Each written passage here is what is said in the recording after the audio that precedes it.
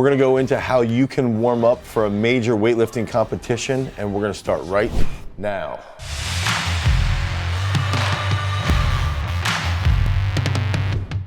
So a lot of weightlifting coaches will get into competitions with their athletes and they don't have any plan whatsoever. The athletes are coming in blindfolded. You know, the coaches will sit there and say, hey, just trust me, I've got everything figured out, don't worry about it. And what ends up happening is when things might start to go wrong or things need to be rushed a little bit here and there, no one is actually in tune to what the plan is. And so a lot of anxiety might end up rising to the surface, a lot of tension might end up rising to the surface, and that can lead to bad communication, which then leads to more stress, which then leads to bad attempts or bad warm-ups. And all of a sudden the entire competition just plummets because there's not actually a plan. And one of the things that I like to do is think about football, think about Bill Belichick or Nick Saban, the best coaches in the world. When they're going into a major competition or any football game, they have a game plan. They have their card, they're understanding what the tendencies are of their opponents, and they're rolling through everything with their own team, and they're doing their walkthroughs, and they're understanding what the game plan is gonna be and then how they're gonna adapt at halftime to what that game plan actually is. And I think that that's a major thing that weightlifting coaches have to take away from other sports, is that we've got to be better about our game plan, and we've got to be understanding of what our attempts are going to be, understand those progressions, and know what to do in various points in the competition. So we're going to go into Kate Ware, who ended up qualifying for the junior world team, which ended up being canceled because of COVID in this specific competition. So this was at the American Open in 2019 in Utah. And she ended up going 6 for 6, lifted really, really well as a 59K lifter, and ended up snatching 83 and clean and jerking 104. Was number 3 on that world team, and then she's continued to steamroll. Now she's 21 years old and she's snatched 93 kilos and she's clean and jerked 112. So let's check out this specific competition, how we went through those warm-ups and what we actually thought about. So here we go. Okay, so this is Kate's 60. She's already taken 55.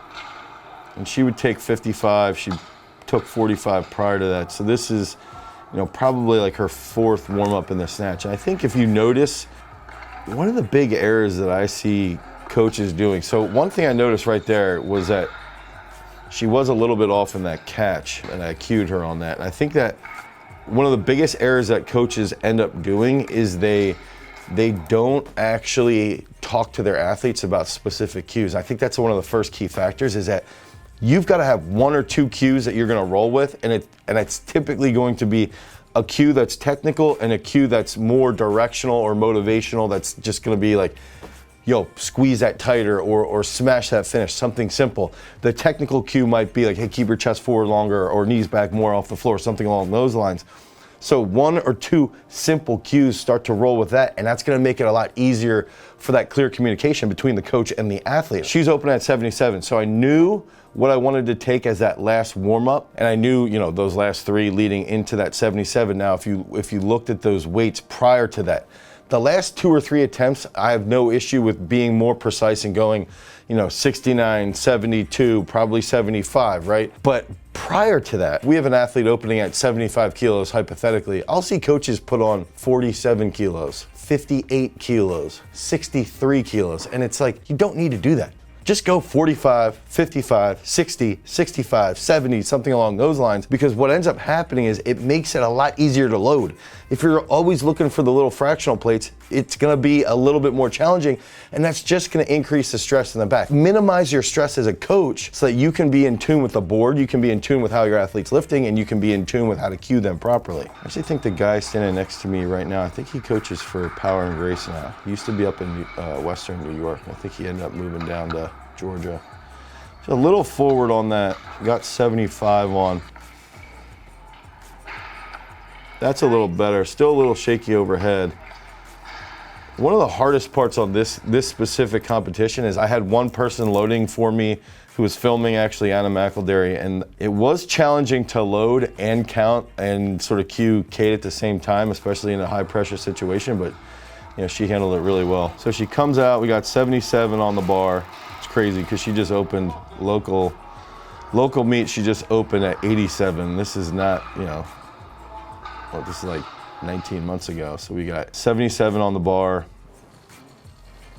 Yeah, and that was her best lift currently so far. Nice and tight right off the floor, good tight catch. In between lifts, you've gotta have some routine with your athlete, and your athlete has to know what happens if we're waiting too long. There was a point where I was sort of concerned with Kate that she was sitting a little bit too long. In the snatch, it's not as difficult because the load is a little bit lighter. The clean and jerk, it can be a little bit more challenging. If we're gonna sit for a while, are we gonna take a power? Are we gonna take a full? Are we gonna take a pull? And it's up to the athlete, it's not up to the coach. Some athletes wanna do power, some athletes wanna do fulls, some athletes wanna do a pull, some athletes just wanna do squat and jumps. Okay, so we got 80 here. Okay, good. So that's our second attempt. And I think too, in the snatch, we've got to think about when you're taking snatches, it's coming out of the snatch with, don't go crazy. Don't make crazy risks. Take it for what it is. If you can come out with an extra kilo, that's huge. Where you want to make up the ground is in the clean and jerk, okay? The snatch, I think you just come out, ideally you go 3 for 3 with as many kilos as you possibly can.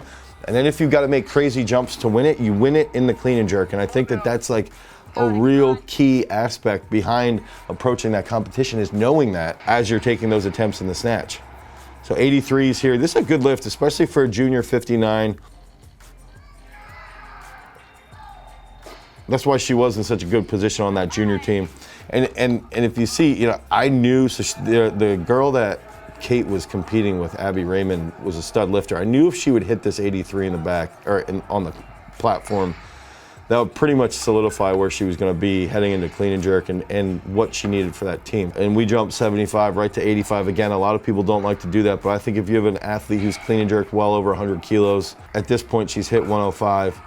If you have an athlete who's done that, it's good to go 75 to 85 because it makes the timing a little bit easier. It helps them get into a good rhythm in their warm-ups. One of the things I noticed there was Kate's starting to get a little narrow in her split, so it's just that simple cue, hey, wider split, a little tighter in that dip, a little bit wider in that split. And again, we've got to know the purpose of this meet. The purpose of this specific meet for us was to qualify for that junior world team, so she knew that it was going to get intense and that I was going to try and push these attempts. And the one thing too is that if you have that in the back of your mind and your athlete knows what to expect, so we got 90, pretty good there, still a little narrow in that split, goes 94. We opened so heavy for this specific competition, and we opened at 98, that the athlete she was competing with ended up getting injured, and I believe the main reason why they got hurt was because they were trying to hang with us, and they saw what we were doing in the warm-ups. We had 94 on. They weren't sure if we were going to take another warm-up after this 94. That's actually a better jerk there from Kate. And so it's like, you can actually really throw off a lot of other people's games, but if you have your plan, you can adapt throughout that comp just a little bit here and there, and your athlete knows exactly what's going to end up happening. So we're coming out, we're taking 98. Got to think about that first attempt in the clean and jerk as a coach and as an athlete is getting into the game. The first attempt that you take in the clean and jerk is something that you've hit for a double and something that you can push pretty hard. I always like to think about that second attempt is right around the PR or a little bit below the PR, and then that third attempt is where you go for broke to win the title, or you go for that big lift, right, to make that team, whatever you need. So I knew if she would hit this nice tight clean, the jerk would be fine, especially because that last jerk was pretty legit. Good, she's a little forward on that one. On the clean. Jerk's okay, pause in the split, shaky in the shoulders, a little bit tighter off the floor, a little bit squeeze more in the split. A lot of times you'll see coaches sit there and say 9 different things, and then the athlete's thinking about every little thing that they just got cued on, and they start to get confused and they don't feel good, they don't feel confident. Okay, one-on-one, as a coach, you start to feel pretty good when you've got a coaching sheet. So we have like a full sheet that we make. It's available at garagestrength.com. So again, she's still a little forward on those. She gets her chest back too much at the hip. Jerk was better though. So the cue and the jerk work, but now we've got to fix that clean. So she's got one more attempt. Basically here she's 5 for 5. Now it's going in, it's one big lift. Basically knew she 100% was locked up on a team. She had one lift, she had to sit a little bit and then come back at 104. I actually think Kate ended up winning this. I actually think she did win the American Open here. Kate's going out for that last attempt. Let's see if she can clean up that clean catch. You can hear that catch tight, drive up fast. Those are simple cues. The more confident you can be as a coach, the more confidence you can put onto your athlete. And in this position, like I had said earlier, when you have a coaching card and you're starting to look at it like, wow, this plan is playing out. This is like the perfect plan. It's good. Planning ahead makes things a lot more fun and enjoyable and less stressful. Good, that was a better catch. She stayed better through the hip. A little excited.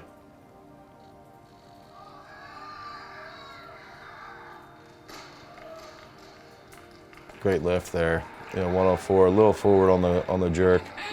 So she made the junior world team, ended up being canceled due to COVID. That was supposed to be in Romania, but again, it goes back to, with a weightlifting competition, those key factors are you've got to plan ahead, you've got to sit down and have a meeting with your athlete the day before and the day of, and I even plan ahead 3 weeks out and we start to take those jumps in training, and I'll even factor in, okay, let's take different jumps on one day and then the jumps that we want to use on another day so that they can get used to 2 different styles of jumps in their warm-up attempts. And then on top of that, you've got to start to play around with timing. My athlete, after 3.5 minutes, gets fatigued. You got to take something before that 3.5 minute mark.